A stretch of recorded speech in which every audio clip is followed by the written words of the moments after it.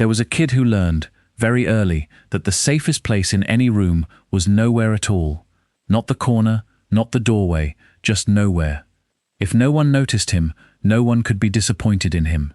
If no one heard him, no one could yell at him. If no one really saw him, no one could leave him.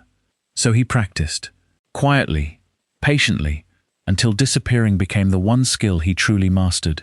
And maybe you know that kid. Maybe, somewhere inside you, you still are him. Picture him at 7 years old, sitting at the dinner table while the air goes thick. Not loud yet, just heavy.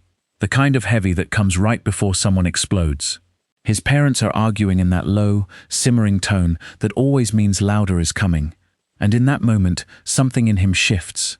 He starts reading the room before he can even read a book. He notices the tightness in his mother's jaw, the silence in his father that weighs more than words. And he makes a decision that will quietly run his life for the next 20 years. He decides that if he can just be small enough, quiet enough, good enough, maybe nothing bad will happen. So he stops asking for things. He stops crying when he's hurt. He learns exactly when to laugh and exactly when to go silent. He becomes a mirror instead of a person, reflecting back whatever the room seems to need. Nobody sat him down and taught him this on purpose. Nobody told him to disappear. He just learned it, the way children always do, by watching what keeps them safe. Here's what nobody tells you about kids like that one. They don't grow out of it, they grow into it. That same 7-year-old becomes a teenager who never picks the restaurant, never names the movie he actually wants to see, never tells his friends when they've hurt him. Because what if they leave? Better to swallow it, better to disappear a little more. And then he becomes an adult. Successful maybe, polite definitely, the friend everyone calls dependable, the employee who never complains, the partner who says, "I'm fine," so often that it stops sounding like a sentence and starts sounding like a wall. So let me ask you something, and really sit with it for a second, instead of rushing past it. When was the last time you said what you actually wanted? Not what was easier, not what kept the peace, but what you genuinely wanted. If you had to think hard about that, we need to talk. Here's what's happening underneath all of this, said as simply as I can say it. When a child grows up somewhere, their needs feel inconvenient, dangerous, or just ignored. Their mind doesn't conclude that the environment is the problem. It concludes that they are the problem. So the child adapts, not because they're broken, but because they're remarkably resourceful. Disappearing was never weakness. It was strategy. It kept them safe, or at least it kept them from being unloved. But here's the quiet tragedy hiding inside that strategy. The exact thing that protected you as a child is the same thing slowly suffocating you as an adult. Because the danger is gone now. Nobody is going to abandon you for wanting the window seat. Nobody is going to explode because you admitted you're upset. But your nervous system never got that memo. It's still running the old program, still scanning the room, still shrinking before anyone has even asked you to. Let that sit for a moment. You are not weak for disappearing. You are protecting something precious.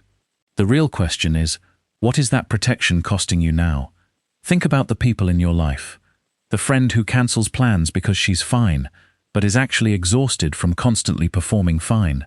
The coworker who absorbs everyone else's workload because saying no feels like a betrayal he can't survive. The partner who apologizes for things that were never their fault, just to keep the air calm. These aren't passive people. These are people who learned, a long time ago, that taking up space came with a price. And here's the part that gets me every time. Most of them don't even realize they're doing it. They call it being easygoing. They say things like, "I'm just not picky," or "I just hate conflict." But there's a difference between truly not having needs and being too afraid to ever say them out loud. And here's the twist, the part almost nobody tells you. Disappearing doesn't actually protect you. Not really. It just delays the pain and quietly changes its shape. Every time you swallow what you feel, every time you shrink to keep someone else comfortable, every time you say it's fine when it absolutely is not, some part of you registers it anyway, like a debt slowly collecting interest in the background of your life. And one day, that debt comes due. Sometimes it shows up as burnout, sometimes as a resentment you can't fully explain, sometimes as a breakdown that seems to come out of nowhere, but really, It's been quietly building since a 7-year-old sat at a dinner table and decided it was safer to vanish. The people who disappear the most are often hurting the most. They've just gotten frighteningly good at hiding it. So here's the question I want you to actually sit with, not just skim past. If you stopped disappearing tomorrow, what would you say? What would you finally ask for? Who would you tell the truth to? It's terrifying, isn't it? Because being seen means being known, and being known means you could be rejected for who you actually are, not the version of you that's been quietly performing all these years. But underneath all of it, here's the truth that matters most. You were never too much. You were never the problem. You were a child who found a brilliant way to survive a room that didn't have space for you. But you are not in that room anymore. You get to take up space now. You get to want things out loud. You get to say, "That hurt me, and I disagree, and I need help," without disappearing afterward to make up for having said it. It will not feel safe at first. Healing rarely does, because your nervous system doesn't trust new things easily, even the good ones. But every single time you choose to speak instead of shrink, you are proving something to that scared kid still living somewhere inside you. You're proving that the room can hold you now. You don't have to disappear to stay safe anymore. You just have to be willing to be seen. And if no one has said this to you today, let it be me. You were never invisible. You were only protecting yourself from a world that wasn't ready for you yet. That world is ready now. The only question left is whether you are.